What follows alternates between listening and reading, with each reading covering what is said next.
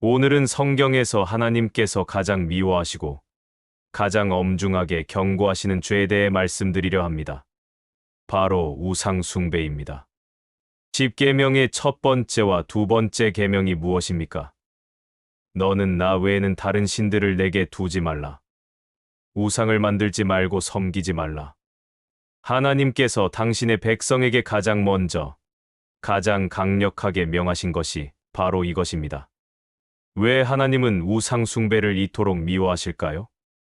그것은 우상 숭배가 단순히 나무나 돌로 만든 신상을 절하는 것이 아니기 때문입니다. 우상 숭배는 창조주 하나님을 버리고 피조물을 섬기는 것입니다. 생명의 근원을 저버리고 무생물에게 경배하는 어리석음입니다. 영원한 사랑을 주시는 분을 배반하고 헛된 것을 좇는 배신 행위입니다. 성경은 하나님을 질투하시는 하나님이라고 표현합니다. 이것은 인간의 질투와는 다릅니다. 이것은 아버지가 자녀를 향한 깊은 사랑 때문에 자녀가 해로운 것에 빠지는 것을 견딜 수 없어 하시는 거룩한 열정입니다. 오늘 우리는 역사를 통해 우상 숭배가 어떤 결과를 가져왔는지 살펴보고 현대를 사는 우리가 어떤 우상을 섬기고 있는지 돌아보는 시간을 갖겠습니다. 기원전 931년 솔로몬 왕이 죽자 이스라엘은 둘로 나뉩니다. 북쪽의 10개 지파는 여로보암을 왕으로 세우고 북이스라엘을 세웠고 남쪽의 유다와 베냐민 지파는 르호보암을 왕으로 섬기며 남유다 왕국을 이어갔습니다. 여로보암은 왕이 되자마자 큰 고민에 빠집니다. 백성들이 예루살렘 성전에 예배하러 가면 다시 남유다로 마음이 돌아갈 것을 두려워한 것입니다. 그래서 그는 무서운 결정을 내립니다. 금송아지 둘을 만들어 하나는 베델에 하나는 단에 세웁니다. 그리고 백성들에게 선포합니다. 이것이 너희를 애굽에서 인도하여 올린 너희의 신이로다. 얼마나 어리석은 일입니까? 출애굽의 기적을 행하신 여호와 하나님을 금송아지로 바꿔치기 한 것입니다. 모세 시대의 광야에서 금송아지를 만들었다가 3,000명이 죽었던 그 역사를 또다시 반복한 것입니다. 여로보암 이후 북이스라엘의 19명의 왕들은 모두 여로보암의 죄를 행하였다고 성경은 기록합니다. 한 사람의 악한 결정이 200년 동안 이어진 것입니다. 특히 아합 왕 시대에는 더욱 심해집니다. 아합은 이방 여인 이세벨을 아내로 맞이하고 바알과 아세라 신전을 짓습니다. 선지자 엘리야가 홀로 850명의 거짓 선지자들과 맞서 싸워야 했습니다. 하나님은 계속해서 경고하셨습니다. 선지자들을 보내어 회개를 촉구하셨습니다. 호세아, 아모스, 미가 선지자가 외쳤습니다.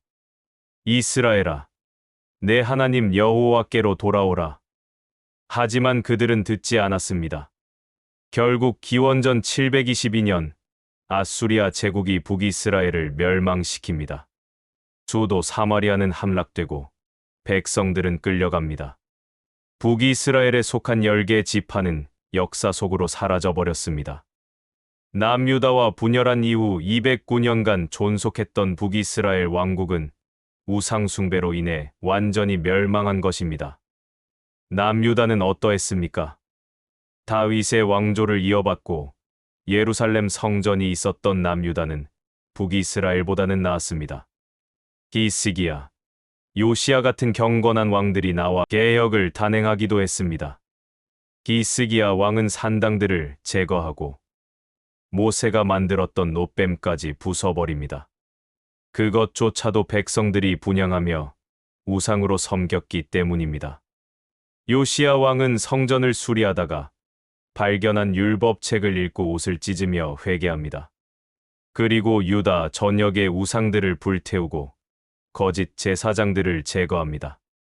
하지만 이런 개혁도 오래가지 못했습니다. 요시야 이후 왕들은 다시 우상을 섬깁니다. 특히 므낫세 왕은 50년이 넘는 긴 통치 기간 동안 바알을 섬기고 아세라 목상을 세웠으며 심지어 자기 아들을 불에 태워 바알 신에게 제물로 바치는 끔찍한 일까지 저지릅니다. 하나님은 참고 또 참으셨습니다. 이사야, 예레미야, 에스겔 같은 위대한 선지자들을 보내어 눈물로 호소하셨습니다. 예레미야는 40년 넘게 외쳤습니다. 회개하라, 돌아오라. 하지만 백성들은 예레미야를 감옥에 가두고 구덩이에 던져 넣었습니다. 결국 하나님의 인내도 끝이 납니다. 기원전 586년 바벨론의 느부갓네살 왕이 예루살렘을 포위합니다. 성전은 불타고 성벽은 무너집니다. 솔로몬이 지은 그 아름다운 성전이 잿더미가 됩니다. 예루살렘 거리에는 시체가 널려 있고 굶주림으로 어머니들이 자기 자녀를 삶아 먹는 끔찍한 일까지 일어납니다. 죽지 않고 살아있는 왕족과 귀족들, 기술자들, 백성들이 쇠사슬에 묶여 바벨론으로 끌려갑니다. 346년간 존속했던 남유다 왕국도 결국 우상 숭배로 인해 멸망한 것입니다. 바벨론의 포로로 끌려간 유다 백성들은 처참한 상황에 놓입니다. 시편 137편은 그들의 슬픔을 이렇게 노래합니다. 우리가 바벨론의 여러 강변 거기에 앉아서 시온을 기억하며 울었도다. 그 중에 버드나무에 우리가 우리의 수금을 걸었나니 이방 땅에서 성전도 없이 제사도 드릴 수 없는 그곳에서 그들은 비로소 깨닫기 시작합니다. 우리가 섬기던 우상들이 우리를 구원할 수 없다는 것을, 오직 여호와 하나님만이 참 신이시라는 것을. 70년의 세월이 흐릅니다.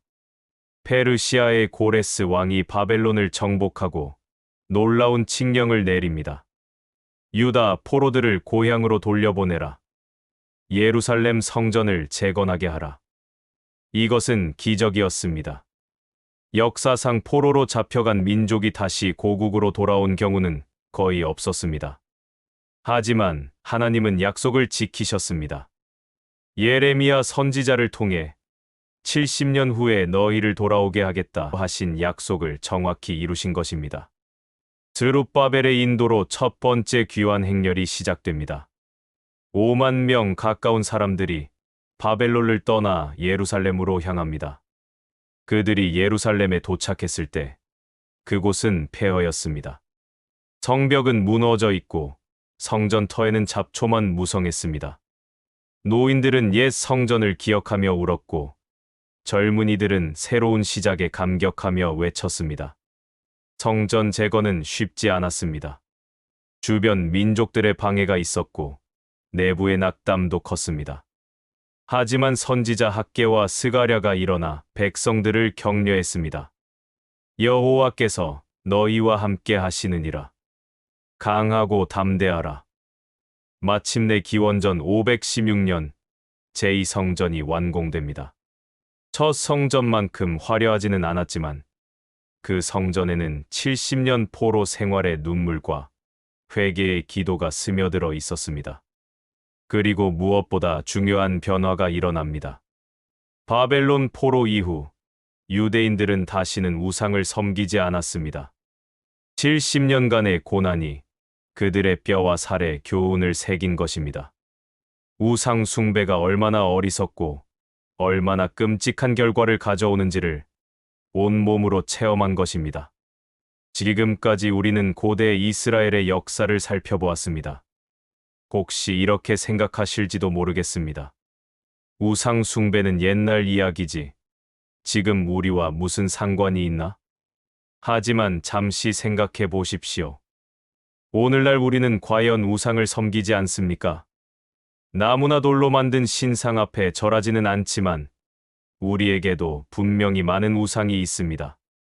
그것들 중 대중적이고 가장 밀접하게 퍼져 있는 우상. 두 가지를 말해 보겠습니다. 먼저 우리의 가장 밀접한 우상은 바로 돈입니다. 물질입니다. 재물입니다. 예수님께서 말씀하셨습니다. 너희가 하나님과 재물을 겸하여 섬기지 못하느니라. 재물 자체가 나쁜 것은 아닙니다. 하나님께서 주신 축복일 수도 있습니다. 문제는 재물이 하나님의 자리를 차지할 때입니다. 돈이 우리 인생의 주인이 될 때입니다. 요즘 세상을 보십시오. 돈 많은 사람 앞에서 우상처럼 고개를 숙입니다. 권력 있는 사람 앞에서도 허리를 굽힙니다. 재벌 회장님은 마치 왕처럼 떠받들어집니다. 교회 안에서조차도 그렇습니다. 헌금 많이 하는 교인은 대접받고 가난한 교인은 무시당합니다.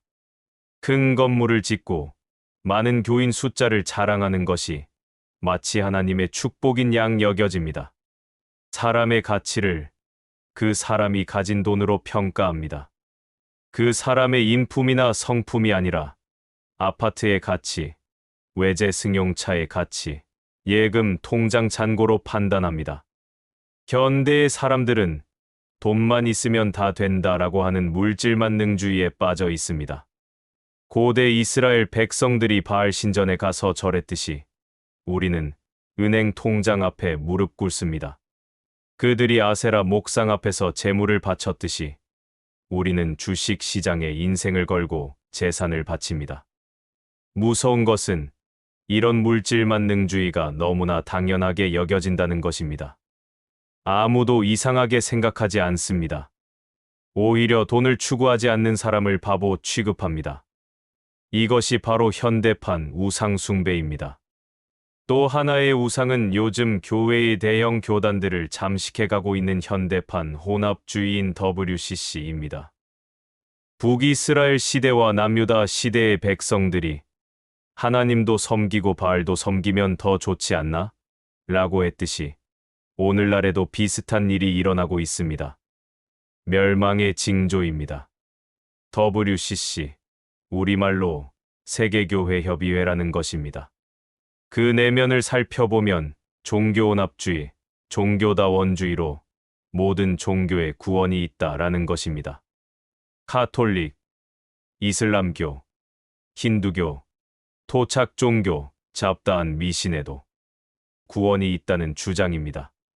이것은 곧 하나님의 유일성과 절대성을 훼손하고 성경 내용을 부정하는 가증한 말입니다. 예수님께서 분명히 말씀하셨습니다. 내가 곧 길이요 진리요 생명이니 나로 말미암지 않고는 아버지께로 올 자가 없느니라. 요한복음 14장 6절 말씀. 그런데 모든 종교가 다 같다, 다 구원이 있다라고 한다면 이것은 예수님의 십자가를 부정하는 것이 아니고 무엇입니까?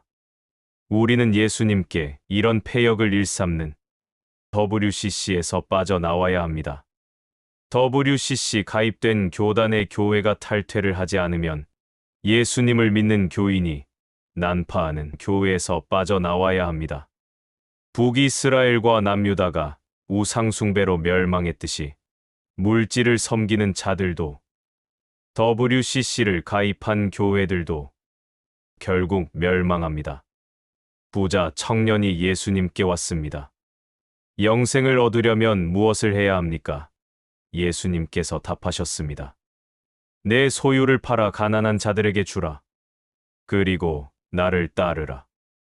그 청년은 근심하며 돌아갔습니다. 재물이 많았기 때문입니다. 예수님께서 제자들에게 말씀하셨습니다. 낙타가 바늘귀로 들어가는 것이 부자가 천국에 들어가는 것보다 쉬우니라. 얼마나 무서운 말씀입니까? 물질이 많으면 많을수록 그것이 우상이 될 위험이 큽니다. 부유하면 부유할수록 하나님을 의지하지 않게 됩니다. 현대 사회를 보십시오. 경제 대국들이 교만해져서 하나님을 잊어버렸습니다. 풍요로운 나라일수록 교회는 텅 비어갑니다. 물질이 넘쳐나니까 하나님을 찾지 않습니다. 하지만 역사는 반복됩니다. 로마 제국이 그랬습니다. 세계를 정복하고 막대한 부를 누렸지만 결국 멸망했습니다. 바벨론 제국, 페르시아 제국, 헬라 제국도 마찬가지였습니다. 개인도 그렇습니다.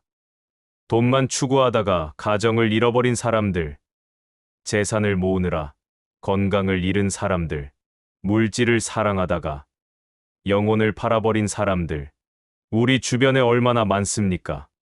죽을 때는 빈손으로 갑니다. 아무리 많은 재산을 모았어도 한 푼도 가져갈 수 없습니다. 욥기 1장에서 말합니다. 내가 모태에서 벌거벗고 나왔은즉 또한 벌거벗고 그리로 돌아가올지라. 우리가 가져갈 것은 오직 하나, 이 땅에서 행한 일들 뿐입니다. 하나님을 섬겼는지 우상을 섬겼는지 그것이 우리의 영혼을 결정합니다. 고대 이스라엘은 금송아지와 바알을 섬기다가 멸망했습니다. 현대인들은 돈 섬기며 WCC에 소속된 난파하는 교회에 붙어 있다가 영적으로 멸망기를 향해 가고 있습니다. 하지만 아직 늦지 않았습니다.